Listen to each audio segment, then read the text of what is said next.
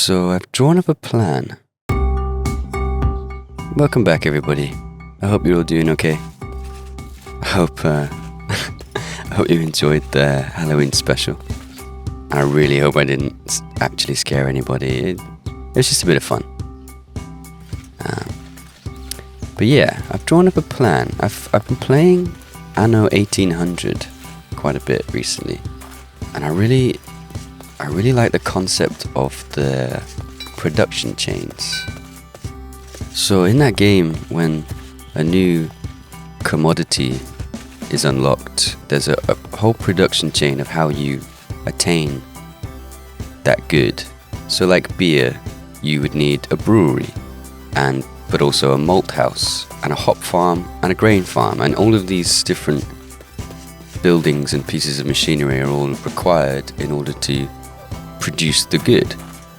And I like that. I like the realism and the chain of production required.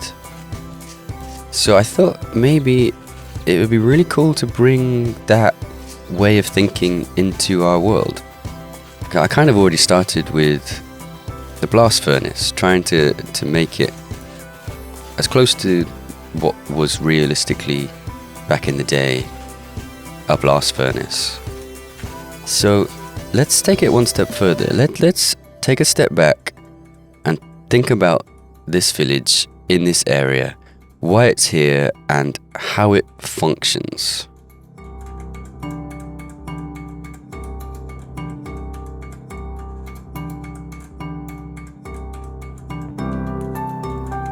So we kind of decided that the reason this village was built here in the first place was because of the Andesite mountain. That's the location-specific commodity that this area has. And given that the Create mod requires andesite for andesite alloy, which is used for most of its machinery, it's a pretty valuable commodity, so it would make sense that the village would have been built around this andesite mountain. So I guess first of all, if that's the end of the chain, we're gonna need the Andesite Quarry itself. That's like the final output is the andesite mined from this area. So we'll need a quarry.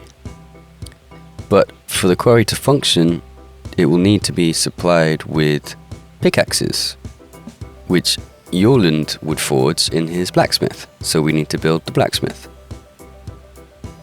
And the blacksmith, it will require iron from the blast furnace, which we have. We've built the blast furnace. So that's one done. But the blast furnace itself also requires materials, resources. It requires iron ore and charcoal. So for the charcoal, we'll need to build some kind of charcoal burning pit. And I guess for the iron ore, we'll need an iron mine. And I guess we could also, since the Create mod adds the ability to crush ores and to multiply the output, we could also build some kind of ore crushing piece of machinery. Maybe also powered by the huge water wheel that we have. So yeah, I like this. I like this method of thinking. We've now got, 5 unique builds in the pipeline that all make sense. They all have purpose and bring value to this area. And yeah, it's a really good way for me to get a sense of what the plan is for the near future. I now have a set of builds that I know we can work on in upcoming episodes. And that's cool. I love that. It helps me feel less lost in producing these episodes for you guys. We've got direction. And that's always good.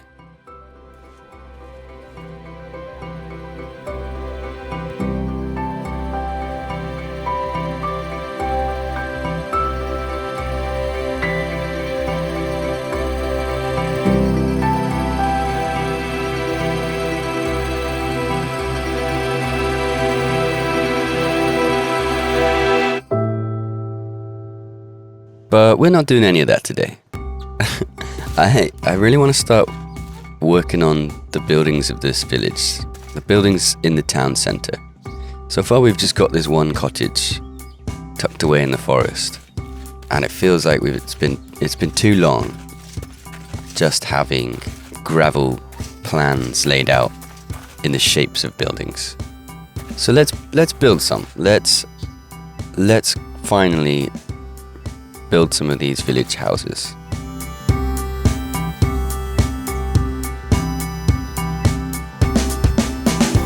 So we've kind of defined the style of the buildings of this area, and it kind of happened organically. I didn't plan out how I wanted them to look. I just built our house with the dark oak roof and diorite walls, and then kind of kept the style for the cottage and the blast furnace workhouse.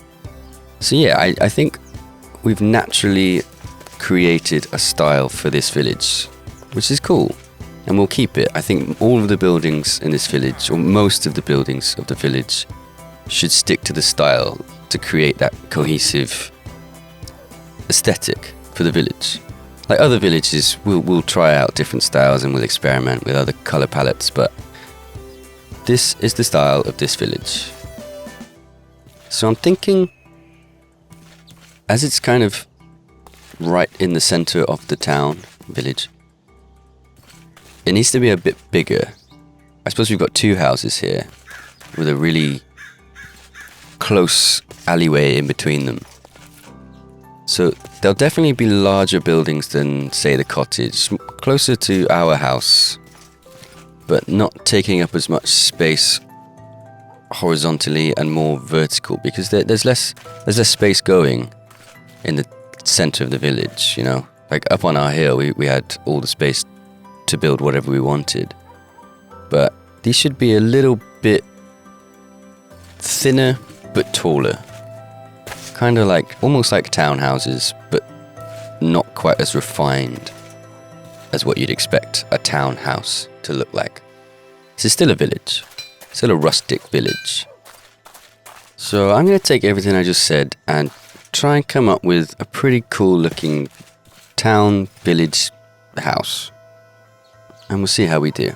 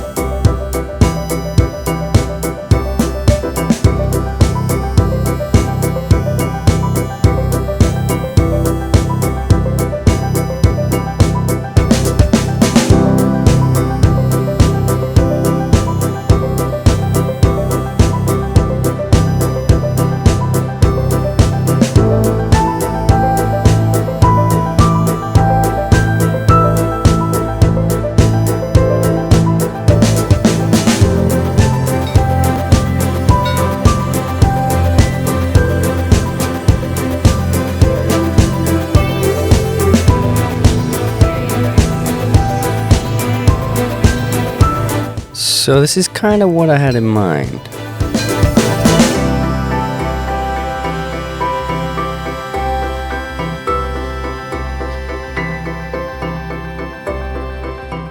It's the same style, but a little bit more townhousey. It's still got the cottagey, higgledy chimney, like the other builds we've done. And this is really cute. I figured because they're right in the center of town, they'd have their own little market stall selling vegetables. And I think a few more of these dotted around, it would really start to look like a central market town center. But yeah, we got this vine creeping up the side of the building. Just because this side was a little plain. I mean, that bit at the top's still kind of plain, and when we do the interior, we'll probably need some windows there. Because, yeah, we have not done the interior yet. I'll come back to this. This is a pretty big space to fill. But, yeah, what do you think? It's kind of all over the place, and that's the style. That's the cozy, cottagey style. Nothing's particularly straight. or square, like this cramped alleyway on a diagonal. It's going to be so close in here when the other building's built on the other side. But yeah, this is pretty much what I had in mind. It's a bit of a bigger cottage, a town cottage, if you like. And I guess now we make the other one. Now, I've never done a tutorial, and this is definitely not a block-by-block tutorial, but I'll try and bring you guys along and show you how I build in this style.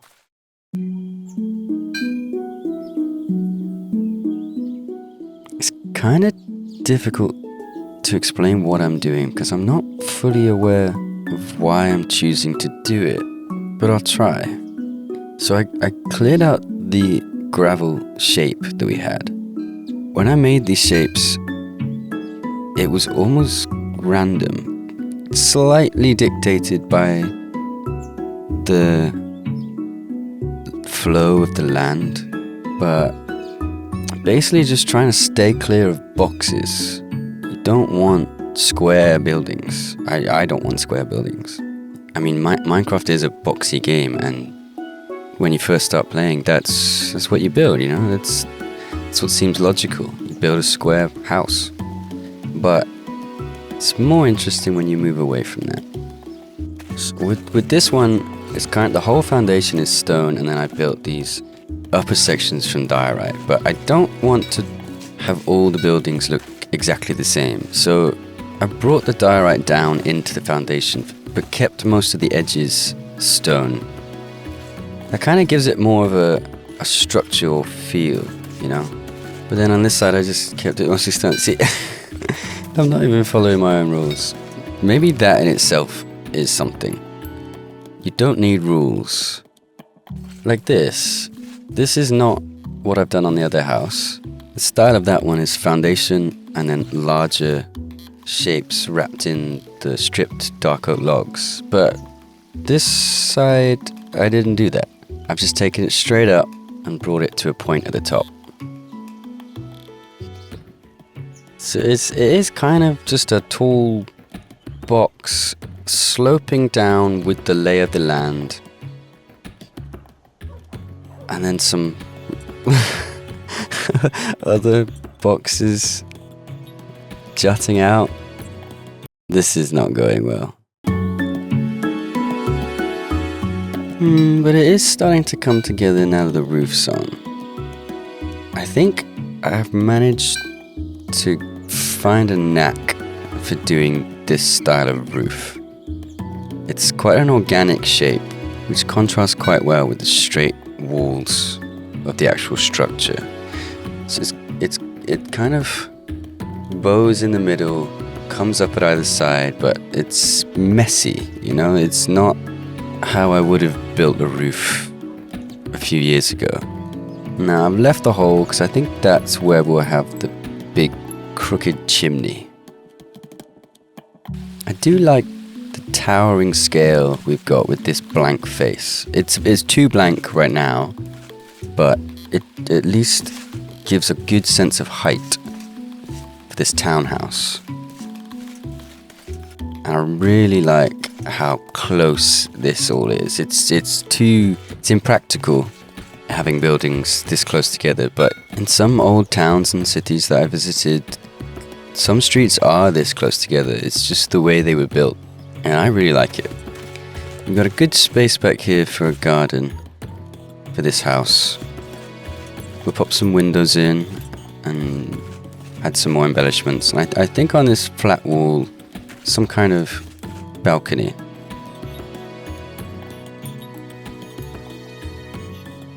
See, it's coming together now. I've added some of the same kind of embellishments that are on our house. These wooden extension bits. And a balcony on this side, just to break up the plainness of that wall and add a bit more character to the build. It's getting there, I think. I think when the main structure's done, it becomes more about adding bits. This balcony, the little fence supports and window shutters. Most of the character comes in the details. So I think I'm going to keep adding to it. I'm going to build a veg garden out the back and just fill it full of stuff.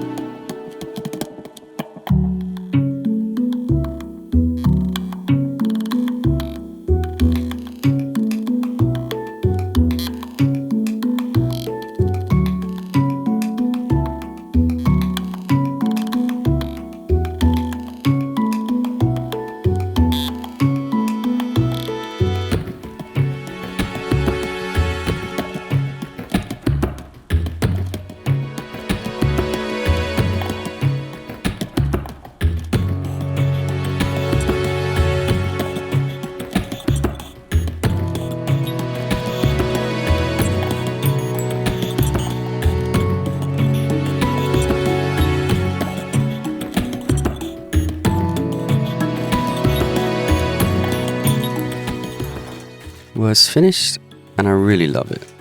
And apparently, so does Yorland. Although he's kind of just fascinated with this seat. Yorland, do you want to see a magic trick? Poof, gone. It's gone, it's gone. Go on, go home. You don't live here. This is not your house. Nobody invited you in. Fine. Excuse me? You don't live here. You live in the cottage with Tatsu. Are things at home not going well, Yorland? Are you guys sleeping separately now? Poor Tatsu. All alone in that little cottage. I guess some things just aren't meant to be. You can live here. Enjoy your new home. Oh, Tatsu. Are you guys okay? Did you have a falling out? I think Yorland's moved out, mate. He's living in the big house now. I guess you're all alone. Oh well. Anyway, I finished the house. What do you guys think? I actually am very proud of this. I prefer this one to the old house, but they kind of are a twin, a pair of townhouses. And they look really good together. So I don't know how helpful that was to you guys, bringing you along through the building process, but maybe it was interesting to see how I get to this point. But it's the details that really make it. Like some barrels under an awning, or shutters on the windows, some open, some half open. And on the balcony I brought a bit of colour, just with some valances, just a bit of hanging fabric. And the garden is probably my favourite bit. This is so cosy. A little wheelbarrow, some cabbages from the Farmer's Delight garden, tomatoes. This is such a cute little garden. And down at the bottom I built maybe a shed or a outhouse, either one. Just something to add a little bit more character. But I think having a vegetable garden just keeps it cottagey, even though it's in the centre of town. We've got another vine up the side of the house. I mean, adding leaves to builds just makes it instantly more cozy and situated within nature. I mean, I don't like to just throw leaves all over the place, but where it makes sense. But yeah, that's the outside of the little cottage town cottage. Now I did do the interior, as you guys have seen, and this is pretty cool. I'm really getting the hang of making interesting looking interiors. Got the fireplace and a little space to sit, some firewood stacked next to it, a little storage, shelving, cubbyhole, and I like just filling all the spaces with stuff. And my favourite part of this house is this kitchen. This is so cozy. Got a little pantry and a cooking pot that we still need to play around with from the Farmer's Delight mod. That you can make meals and things. So we'll do that.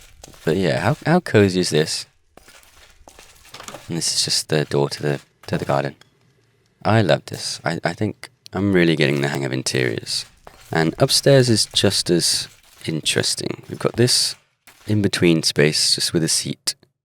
Let's sit by the window. I really like using the trapdoors as partitions. You can fit more in and it looks interesting. Got a little window you can see into the house next door. I haven't done that interior yet. And then the main bedroom with plants along the windowsill. And this fancy bed with a bit of a canopy. Balcony looking down into the main living space.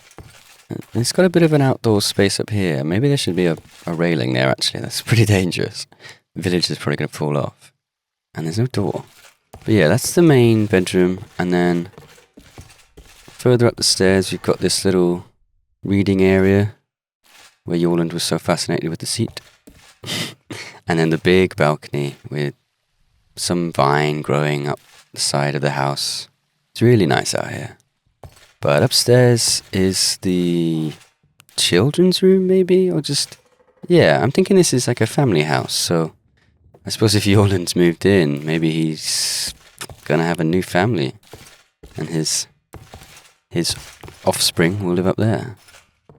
But, what do you think, guys? I'm pretty pleased with this interior.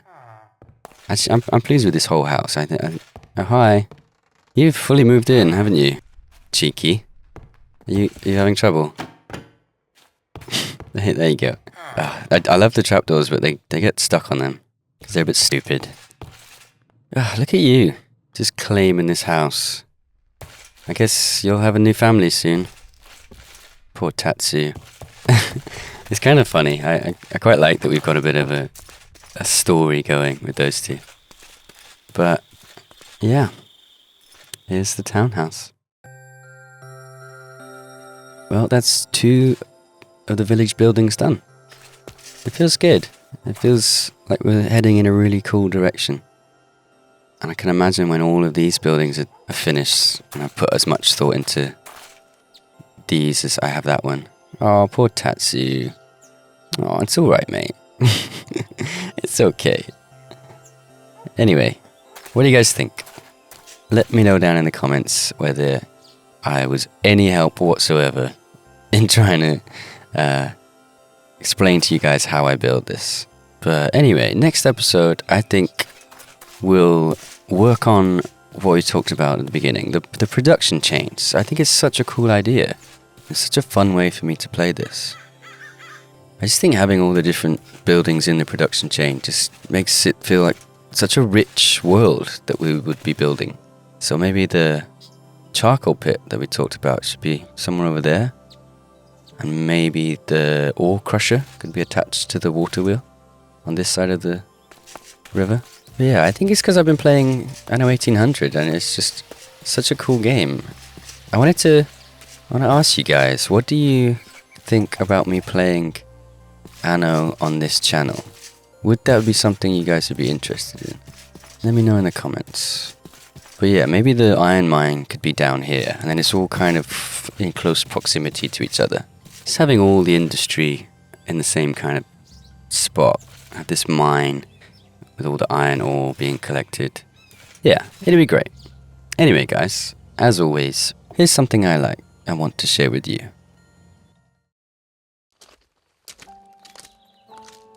It's a video on the Tokyo Lens channel, and I really love his content. But this one video where he explores a Japanese forest that was inspiration for the forest in Princess Mononoke. It's just really enchanting. And it's kind of something I wish I could do. Make videos exploring beautiful places around the world. I said before that I kind of had the idea of making a second channel one day with more real-life adventures and creations. And maybe I will. Maybe that's the future.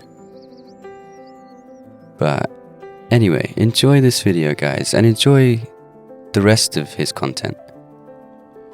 He's a really cool guy. He just kind of explores Japan and shows you some places you never even knew existed. Go check him out and enjoy his videos. You're welcome, guys. Anyway, that was a pretty good episode, I think. I think we got some good progress done in the village and set ourselves a really good plan for future episodes. So I'm feeling positive. Thank you so much for watching, guys. Your support, as ever, is incredible and inspires me to keep going with these. And I am going to keep going. I'm enjoying it too much to stop. Take care, guys. I'll see you in the next one.